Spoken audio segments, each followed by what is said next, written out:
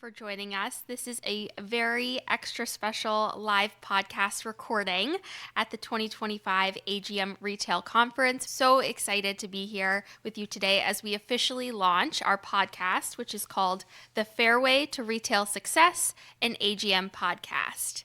This was something that we dreamed up at least a year and a half, 2 years ago. So I am so excited for this to be coming to life in no better place than our largest gathering of our AGM members each year. So thank you for being a part of it.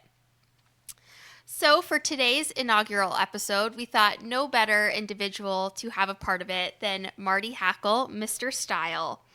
Marty's unparalleled expertise in fashion and retail has shaped the way golf is presented on and off the course for decades. Together, we'll delve into key trends shaping golf retail in 2025 and beyond, offering actionable insights and strategies to help your shops thrive in an ever-evolving landscape. And our goal here throughout the podcast episodes is we'll host various guests from the industry, whether that's expert merchandisers, experienced sales representatives, our vendor partners, golf professionals, to bring conversations to our AGM members in a more casual conversation environment. With that all being said, Marty, thank you so much for joining us today for this discussion. To kick things off, I'd love for us to start by talking about a broader view, a state of the union, if you will, the bigger picture of the retail landscape and emerging consumer trends we may be seeing in folks' lifestyle changing our industry. Thanks. I need your help.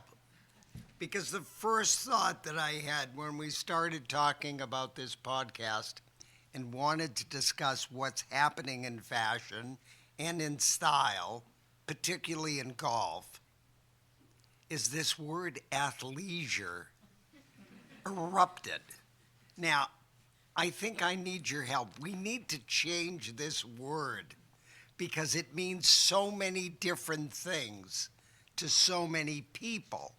But I think the key message here is that this sort of relaxed lifestyle, transitional wardrobe that is more universal and more practical is a wonderful reality that we basically can all enjoy. I was just having lunch over at the Hyatt. I was sitting at a table towards the front. I was watching everyone coming in. And I noticed 75% of the young, I would say male attendees at this show, and I think it was close to 75%, that had on either joggers or pants with a 14-inch leg opening. And immediately I thought, oh, this is a serious problem because I'm about to talk at the AGM about trends, and I think men's trousers are getting wider, getting more relaxed. Fit is getting more relaxed. We're seeing that in the menswear industry, but it takes a time for it to evolve and for the companies that are producing the merchandise that you all are going to be looking at for the next couple of days, it takes a while for them to adapt to those trends. Now, companies like Lululemon have certainly had a huge influence on what's happening with style. They're actually here at the show, finally. A couple of years ago, I called them because I was trying to help a young Frenchman by the name of, I'll save his name just so we don't get him in trouble, but a tall, handsome Frenchman, 6'5", perfect model, and I'm calling Lululemon saying, this is a guy that's wearing your product every day in his life, so it would be a no-brainer to sign him. And they said, quote, we're not so sure about golf. times have certainly changed. They now have a player, two players, and they're increasing their visibility. Hopefully, they'll be increasing their user friendliness so that we can have a little bit more control about what they're shipping and when they're shipping it.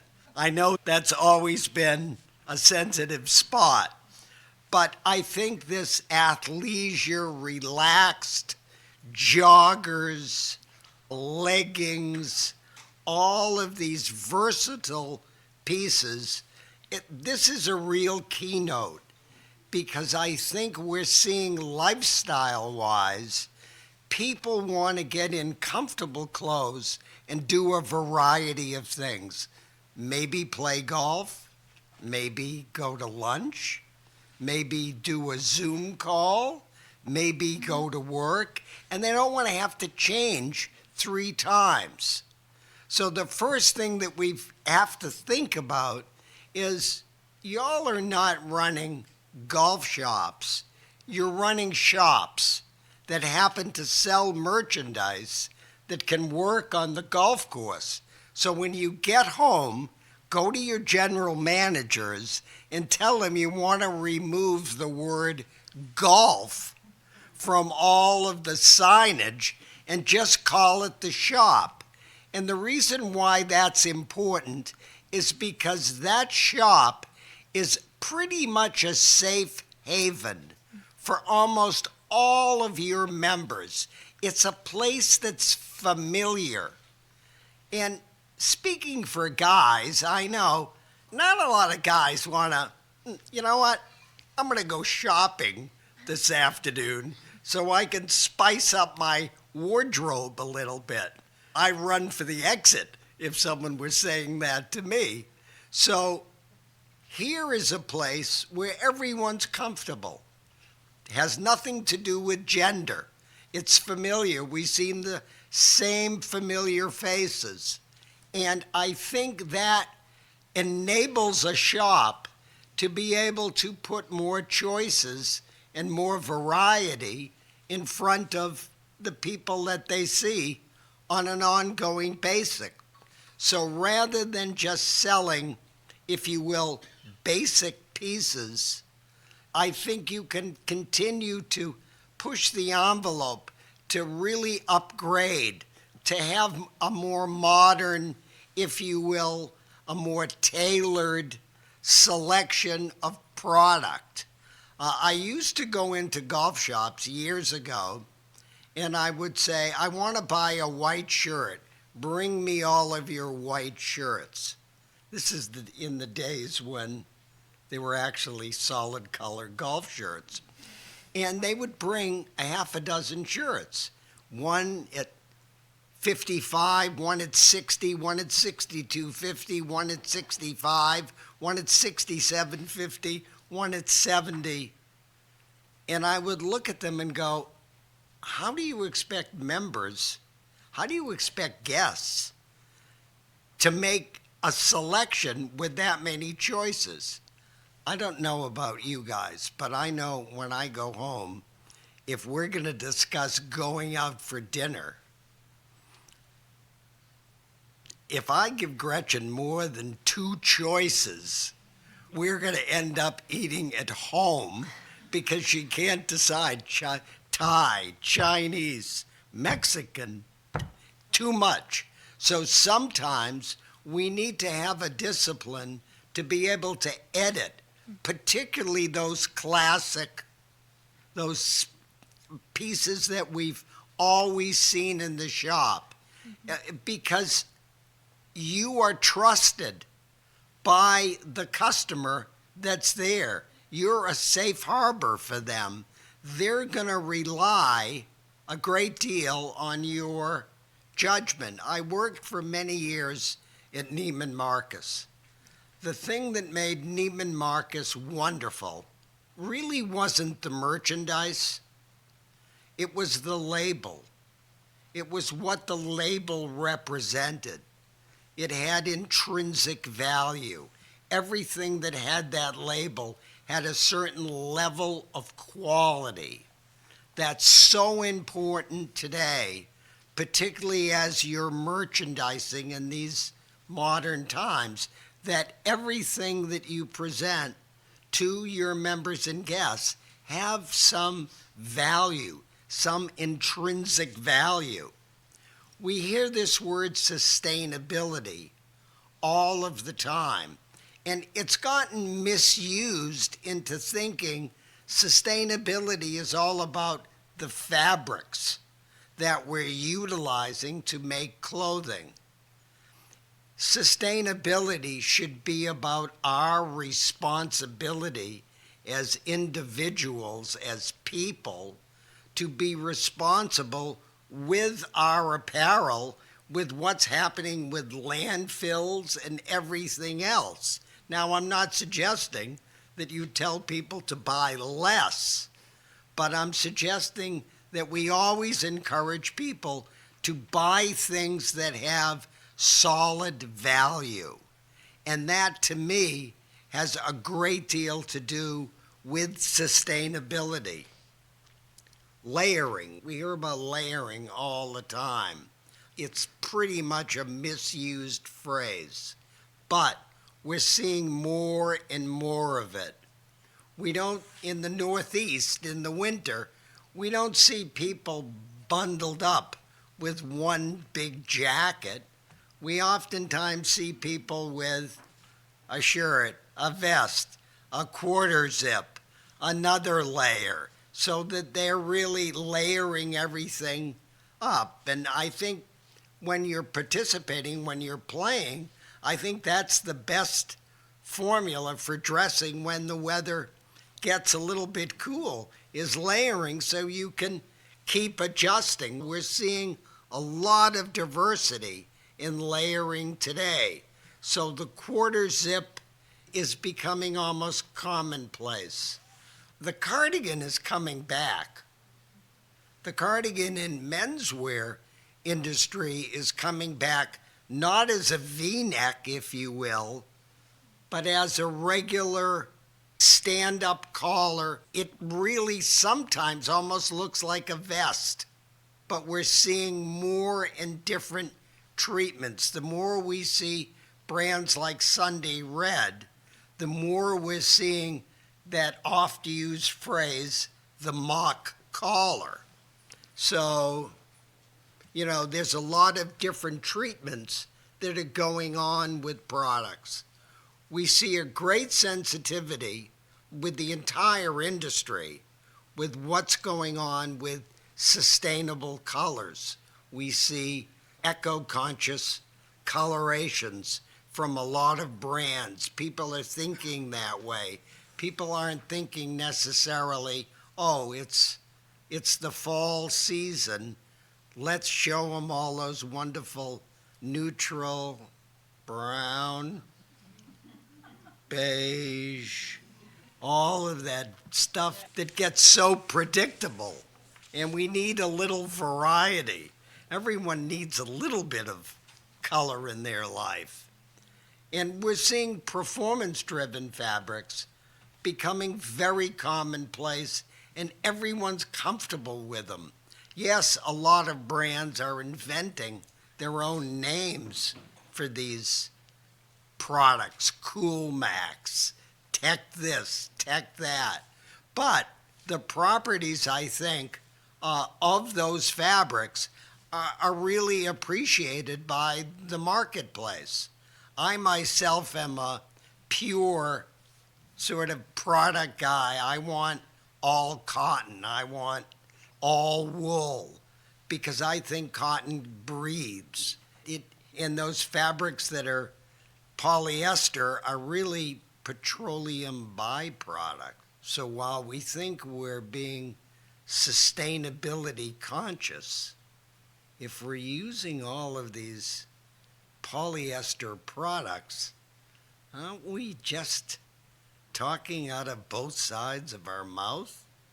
And shouldn't we have a little bit more product integrity there? So we're seeing a lot of new companies come in. I'll bet there are 20 5 new apparel brands here this year.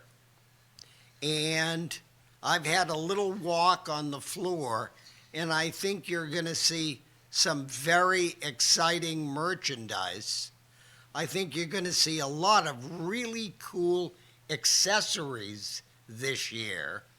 I think that's going to be one of the stories that you're all going to be bringing home. It used to be that we were pretty satisfied selling the brand product with the head cover.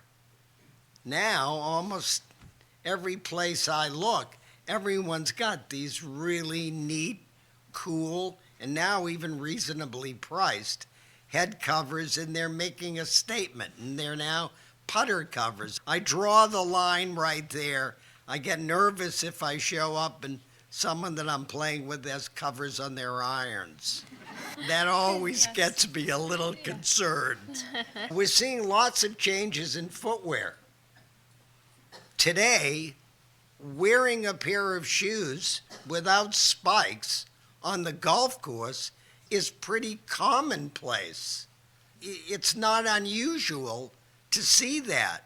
I know I play a lot early in the morning, and one of the golf shoes that I wear, it's a Nike ACC shoe. It's basically a Gore-Tex running shoe, and it's got a little bit of tread on the bottom for trails. It's perfect on the golf course, and it's Gore-Tex. So it's waterproof and it breathes. That's the other thing I always love. When you say to people, let me show you this Gore-Tex rain suit. It's really great. And they go, all that Gore-Tex stuff, it makes me feel hot. It doesn't breathe. Actually, Gore-Tex is really a fabric that has millions of microscopic holes. And the core philosophy of the fabric is breathability. It was originally designed for medical use, and it only was adapted maybe 20 years ago for use with apparel and with footwear. So we're seeing a lot of changes there. We're seeing slip-on golf shoes. Pretty cool. Wow.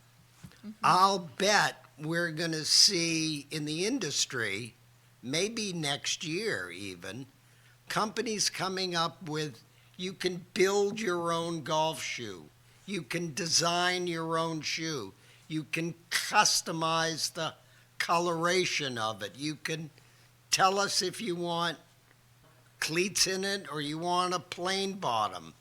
I think that's going to happen as we all become more adjusted to, if you will, controlling our destiny with our computers, buying stuff online, seeing new and different things. Mm-hmm. So we're at a great stage, I think. Mm-hmm. There's change in the air, and I think change is great. Mm-hmm. Absolutely. One thing you mentioned, Marty, that I wanted to highlight was about the editing down of merchandise in the shop. And I think that our AGM members are in a particular good position to do, because at least for the private club folks, they know their members so well and understand their preferences would put them in a good spot for that editing down of merchandise. You can't have all the things in every brand all the time at all times. So being able to edit down what your members want. Yeah, and that doesn't mean taking an 8-vendor assortment in men's and making it into 5 vendors. It means maybe having 6 or 7 vendors, but having a corner of the shop with featuring something that's new. So that rather than we sold 187 shirts last year from these guys, we'll buy 220 this year, is to save some money there and find a space and give people a fresh look at new things. I think if you can do that, if you can train your customers to always know that in that right corner when they come in, they're going to see the new look the new brand, the new style. And I think that keeps that enthusiasm up and keeps people excited about coming back into the shop. Absolutely. And that could be as simple as a mannequin or a pair of mannequins and a small table, nothing extensive to display that sort of group. Yeah, my grandmother had a great philosophy. She always said, if you tell a joke and people laugh, shut up. The second joke is never as funny as the first one. That you only have one chance to make a first impression. So you need to constantly, I think, mix things up. You need to change things up so that the last 5 feet that the vendor, that our customers walk towards the counter to buy something become very valuable. No one really sees anything, I don't think, when they walk into a store. They have to get into the store. They have to get into the feel of it before they start to see what's going on. We read in the English language, we read from left to right. So most people unconsciously look from left to right. So when you walk into your shops, you should take a moment and think about that, because they're looking at that landscape in an unconscious pattern. No one, I don't think, consciously thinks about this, but I think these are just habits, patterns that people fall into, and if we know that, we can adjust how we're presenting things. Absolutely. Speaking of merchandising in the shop, I know in our discussions we've talked a little bit about the various ways, the differences between merchandising in your shop for female shoppers and men shoppers. I'd love to talk a little bit about that while also keeping in mind how much of a decision makers the females typically are in the household for the purchases. Yeah, go to the supermarket. Go to Whole Foods. That'll give you a great understanding for how merchandise should be presented to women. Women do not like to reach above their heads for anything. Go to Whole Foods. You see anything that's way up there on top? No. Everything's at eye level or lower. I think that even simple stuff like that, you need to lower those fixtures. Mr. Stanley Marcus used to come into departments and he'd see all of this merchandise hanging on our racks and he'd say, how are you guys selling the sleeves today? Because basically in a lot of places, rather than have waterfalls, rather than have bus forms or mannequins, we're lining up those sleeves. So the customer doesn't really get any impact. I think we need, particularly with women, think of clothing as an important purchase. Guys generally think about clothing as, I need something, and if they can get the belt fastened in the dressing room, they're basically buying the product. And I think a female shopper is so much more educated in their thinking. What kind of shoes am I going to wear this with? How is this going to go on sale? Should this be something that I combine with something else? Is everyone else looking like this? So I think women are much savvier shoppers than most men. So I think you need to be sensitive about lowering all of those displays. I think every mirror in a women's department should be facing into the store, not out. So when someone's looking at a garment, they're not showing the mirror to everyone else that's walking around in the store, that it's the other way around, and they're looking into a mirror where they're seeing merchandise in back of them, because they're evaluating them. Is this making me look too tall? Too thin? Etc. We all hear that all the time. I think it's very important, I think, to treat that customer a little bit differently. I think women like a little bit more privacy when they're shopping. Guys, they don't, whatever, that's fine with me. I think women, they're just more savvy when it comes to shopping, when they should be treated with great care. Absolutely. Absolutely. I know you mentioned a little bit of that 5 feet of space when customers are walking up to that counter to make their purchase. What about that real estate right around that front counter area of the golf shop? I know Boy, it's very this just kills me. You go into a golf shop, you go to the main counter, and what do they have there? Sleeves of golf balls. It's a golf club. Everyone knows you're going to have golf balls. You don't need to stick them in the front of everyone. Why not use that space to be a little more creative? Maybe it's rangefinders. Maybe it's ball markers. Maybe it's other items that are a little bit more impulse. That's the only time your customer is standing still is when they're at that counter and you're showing them sleeves of golf balls.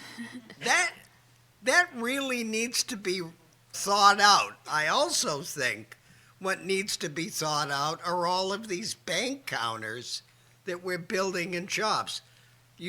Everyone here has been to an Apple store, right? Is there a checkout at the Apple store? No.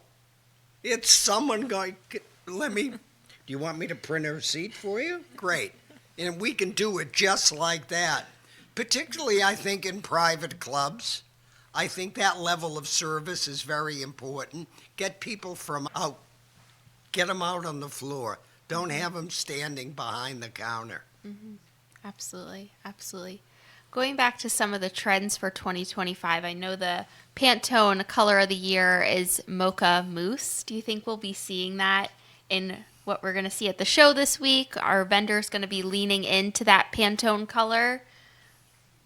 Or is it not trickled into golf yet, do we think? I think we're probably a season, maybe even a year back on color trend. We're hearing a lot about this sort of crimson red that seems to be oxblood, that seems to be in a lot of places.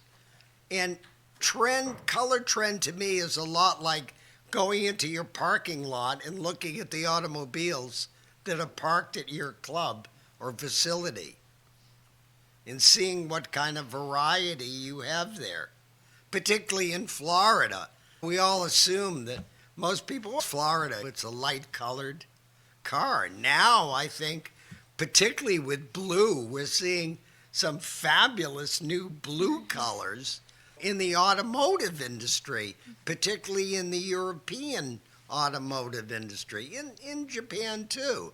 I think that's going to start to have a little bit of influence, but it's so slow to get to golf, if you will. It trickles down starts in Europe, trickles down to the mainstream, and then eventually makes its way to golf for fashion. Yeah, which is funny. Because if you go to play golf in Europe, you basically are seeing last year's clothes from America are being sold in Europe in the golf shops. And then you go shopping to the regular main streets and you see some very exciting and very cool new stuff. We've got it a little bit reversed bit in golf. Yes. And I know we talked about athleisure, but aside from that, are there any other trends that you're seeing for golf for 2025? I'm definitely seeing men's clothes getting more relaxed. I'm seeing women's clothes have a variety of lengths. We're now starting to see more crop tops. We're starting to see different lengths. Did any of you watch the football game last night? Did anyone notice how, particularly on the part of Ohio State, a lot of those players are wearing what looked to me like Bermuda shorts? They're not wearing football pants that go over the knee. That's a subtle clue to, I think, change and evolution of fashion. And the reason why all of those players are doing that is very simple. It's more comfortable to be wearing what they were wearing. They feel like they can perform better. So we're going to see things like that influence the length of product. We're seeing it with women, where we're now seeing these great shorts that have these flaps and interesting layering treatments. We're seeing men's shorts 9 inches, 8 inches. Even in the South, we're seeing a lot of 7 inches. So we're starting to see a lot of variety there. We certainly have seen it with the joggers. There is quite a bit of fit change going on. More so with bottoms or with tops as well, would you say? I would say with women, it's tops and bottoms. I would say with men, maybe we're getting a little bit looser on the top, but we're definitely getting looser on more comfortable, easier to live in. I don't know what half of these guys on tour are wearing now. They're wearing these, God love them, and I love Grayson, but they're wearing these pants that look like they were poured into the trousers. And I don't want to see that they have 7 T's in their left pocket. It's a little too much information. Also, with ladies' apparel, are you seeing the relaxation of, I know we talked about men's relaxing. Would you say women's generally relaxing as well? I'm not seeing it in golf apparel, but I'm seeing it in great active sportswear. And I think we should treat our customers as people that are anxious to buy great active sportswear that they can wear on a golf course, they can wear picking up the kids, doing the errands, shopping, whatever. Yeah, clothes need versatility. Yeah, I think specific use clothes only work if you're scuba diving or you're doing something highly specialized. And I think for years, many golf brands felt that golf apparel was equipment. It's not. It's clothes. And let's treat it that way. Yeah, I love that folks are wearing their outfits or ensembles to do many different things. Golf may just be one of them. They may be playing pickleball in them. They may be shopping or working in them as well, seamlessly. Yeah, I love that FedEx ad where she's on the phone. Yes, Mr. Jones, you're not coming in today. And 25 people jump up with the golf bags on their shoulders. And they all look like, oh, you are going to stop by. And things like that. I think versatility in clothing is very valuable. And selling people valuable, practical stuff, I think, makes a great deal more sense. I hear this all the time when people come to me and say, okay, I'm going to Scotland and I don't want to spend $900 buying a rain suit. And usually what I say to them is, you have a dog? And quite a few of them say, yeah, of course. You walk your dog? Yeah. Ever get drizzly or rainy when you're walking your dog? Yeah. Don't leave your rainwear in your golf bag. Put it in your closet so you can use it every day. And I think then you're going to see more value. So maybe it's worth a little bit of extra dough to do it. Yes, and I think consumers dress differently than they did maybe 5 or 10 years ago with the advent of things like work from home or hybrid work and the pandemic in general, that they're not dressing necessarily in the same way they did for their day to day, where they would change into their golf clothes, so to speak, after work, Yeah. perhaps. Wouldn't it be interesting? Good men's trend right now with Carhartt and work clothes being adapted as fashion and stylish stuff. And it's like really cool to wear a $75 Carhartt jacket. I'm wondering if we're ever going to see that at this show, where there is a look like that, a universal look. I think it would be really cool. I think it would be fun. I think it would make a lot of people at a lot of private clubs very nervous. Yes. Yes, if a hoodie didn't make you nervous, I think that will make you very nervous. Yeah, yeah. Are we through now with you can't wear hoodies on the course, or is it you can't wear hoodies that have pockets in the front? Is that changing? Is that evolving? Are people getting more comfortable about seeing people in hoodies on a golf course? Just quietly letting it exist, yeah. And I think that's probably a good philosophy. What about the mock collars? I know you mentioned that earlier as well. Do you see that sticking around, or do you think for the at least for the private folks that still might take issue with that kind of not proper golf collar for men? Let's look up the dictionary definition of mock. It's to simulate something.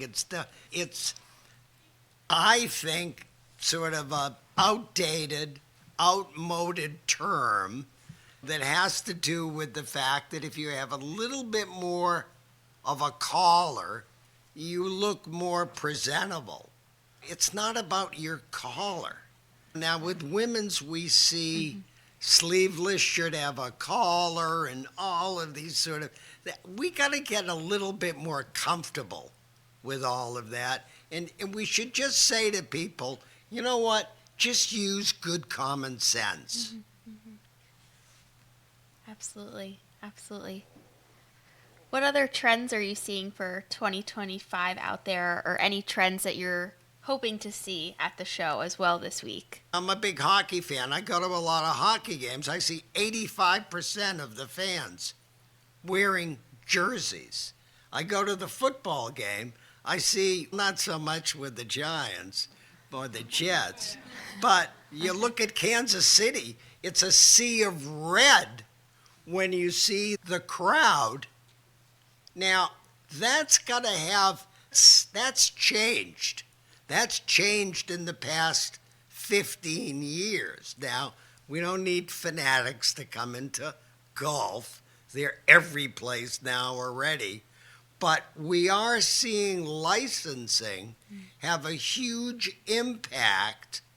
And will we see that more from a color standpoint as opposed to a decorative, logoed standpoint? I think subtly we will see that change, because just look around when you're at an athletic event. Everyone's wearing this logoed stuff all the time. Yeah, that's definitely interesting to think about where that might lead for golf. Yeah, all of these trends, I think, we don't stop to think and consider the influences that we have. We just saw the inauguration yesterday. I was saying to someone last night, when John F. Kennedy was sworn in, he didn't wear a hat. That was a huge change, because the last 11 presidents prior to that all wore a hat in the swearing-in ceremony. And we're all selling hats in all of the shops. It kills me that I see a hat display, but I don't see a little mirror that's at eye level so someone can see exactly what they look like. We're saying, we got a mirror over there. They could just look over it. The consumer doesn't consciously think about those things. And I think we make buying easier when we give them the help that will give them more confidence that they're going to look good. We are seeing a lot more trends in headwear. I'm seeing bucket hats now. We don't see a lot of change in brim length unless you're in Key West and they have that fisherman's bill. But a 6-panel cap today is as commonplace as a sleeve of golf balls in a pro shop. Doesn't make any difference whether you're public, private, municipal, whatever. Every golf shop has a headwear department. And I think maybe it's now time to see a little bit of change there. Definitely. That could be exciting. That's one of the categories that kind of stays the same season over season. Maybe just some different colors. Yeah, we need Travis Kelce wearing that bucket hat, that Gucci bucket hat a little bit more, because that's going to have a big impact. Absolutely. Are there any other, I know we talked about the counter space around your golf shop, mirror placement. Are there any other visual merchandising tips that you would recommend for folks to think about in their shop to refresh it for 2025? Things that you see. I know you visit a lot of golf shops. Yeah, the thing that I find interesting is socks. How come the golf industry has just given up on figuring out how to sell socks? You put them in a trunk, put them in a basket. Go into the men's underwear department. You want to see great packaging? The men's underwear classification has figured out how to box merchandise, how to put a window on it so you can see it. Why hasn't the hosiery industry figured this out yet? Are they all just sitting in Apex, North Carolina, and bundling 3 pair of socks? I think that packaging will change, hopefully, and I'm forever blasting anyone that will listen to me in the industry that sells hosiery to start thinking about going into men's underwear. That about wraps up my questions for Marty, but with our last 10 or so minutes, we'd love to invite the audience for any questions you may have for Marty, comments, concerns, anything that you're seeing or want to chat about. Please, we welcome your questions. Yes, Ken. Marty, what's the next big brand out there? Sorry? What's the next big brand out there? I'd love to hear men's and ladies. The next big brand. It's hard to identify a company. We can identify a look a little bit more easily, but I see a lot of fresh, new, exciting stuff in women's apparel. I think brands like, we've got A. Putnam and For All, and we're seeing some new, exciting faces in women's, and we're seeing some diversity there. Williams Athletic Club's another one that I love. So women's, I think we're seeing a couple of new, fresh brands that are emerging. In men's, unfortunately, everything is some variation of Peter Millar. And I'm a huge Peter Millar fan, but it seems like the world is either going to copy Peter Millar or they're going to copy Bad Birdie or some print.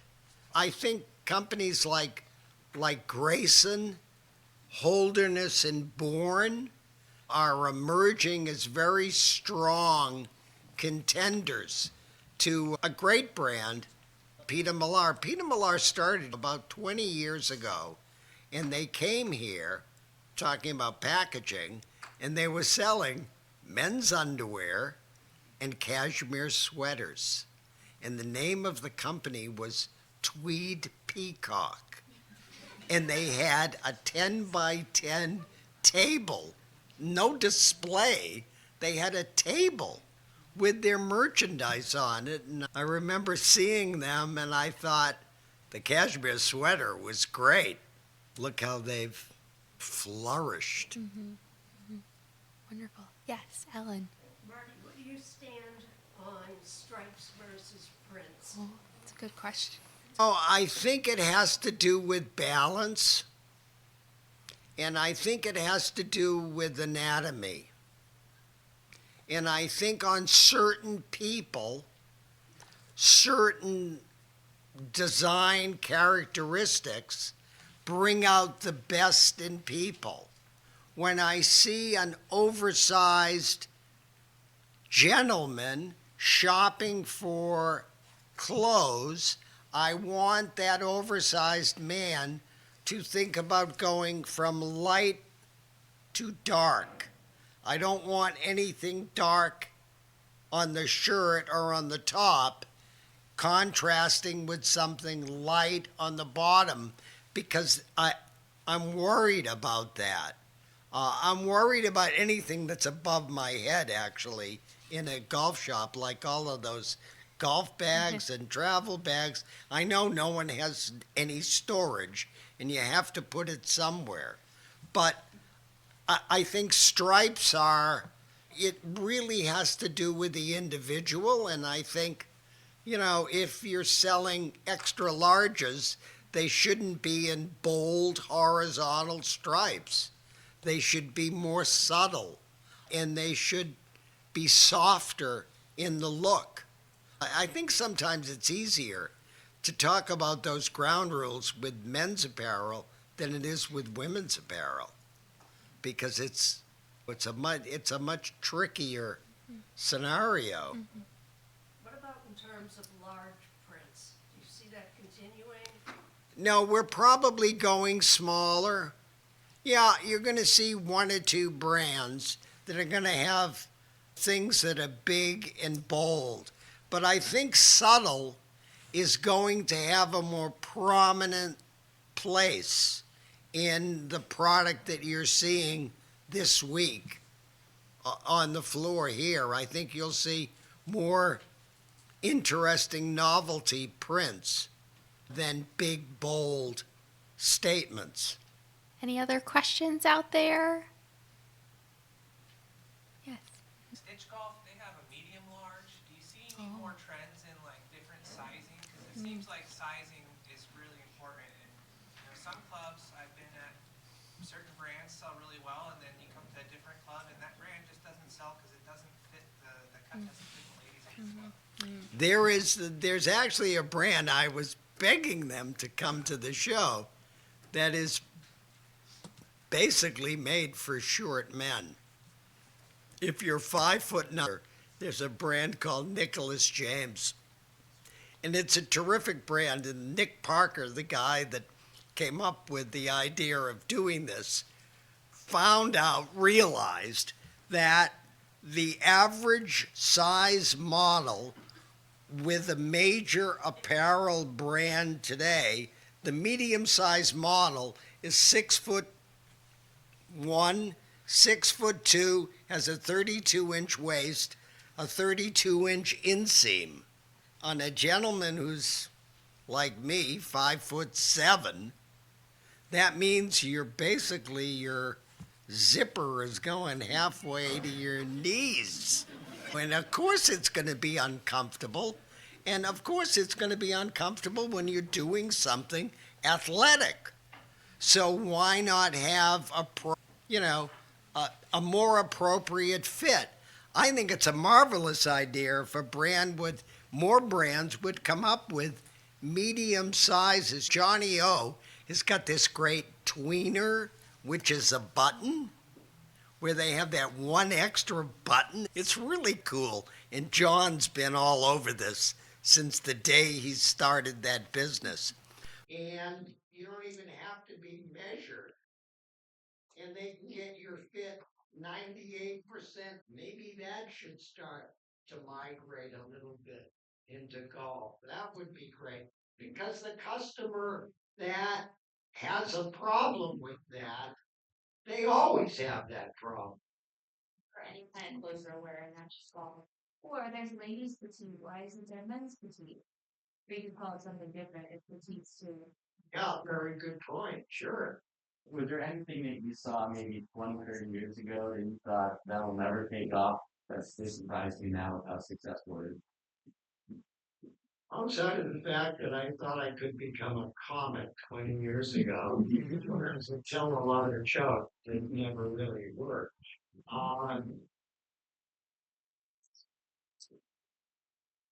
Not so much from a brand standpoint, but I think we're seeing more and more acceptance of different shapes to wear rather than a 3-button placket, knit collar golf shirt. So I think we're seeing more variety today, whereas I think 20 years ago everything was very literal. Everything was very basic. And today you've got so many more choices. And it's a great, for you, it's a great canvas to work on because you have so many choices as to how you can paint that canvas. I hope that answers that question. That's a really good one. Ken? Any last questions? Yeah. What about rollback? Do you have any insight in that? Will it ever be available to us? Gosh, they're great kids. They're just outside of DC. They're in Virginia. They've got a direct-to-consumer business. They got a gorgeous dog that they named the company after. And they've done some fun things. They're starting to advertise now, and I see they're advertising digitally a little bit more, which tells me that they're probably broadening their horizons a little bit, and I think they could build a nice business. I love the fact that Johnny O has about a third of their business wholesale, about a third of their business direct to consumer, about a third of their business in their own stores. They've got a nice balance, and it works out. We get seduced with the direct-to-consumer concept because the margins are so terrific that it's just intoxicating. And when you think about the wholesale trade, you're going to be making less money percentage-wise, so you have to perform a little bit better. You need to be a little bit more efficient. I'd love to see Roback have a wholesale line and be here at this show. And I'm going to tell him that. Yeah. Yes, please do. Any last questions before we wrap up here with this session? Oh, good question. Boy. You stumped Marty. You know, women are so unique that as soon as you start making a statement that women want this, I can guarantee you women want that. And we should be celebrating that. This is wonderful that there's variety out there, that there isn't a sameness to everything. If that about wraps it up, thank you so much for joining us, and thank you, Marty, for all your insights. Always the best.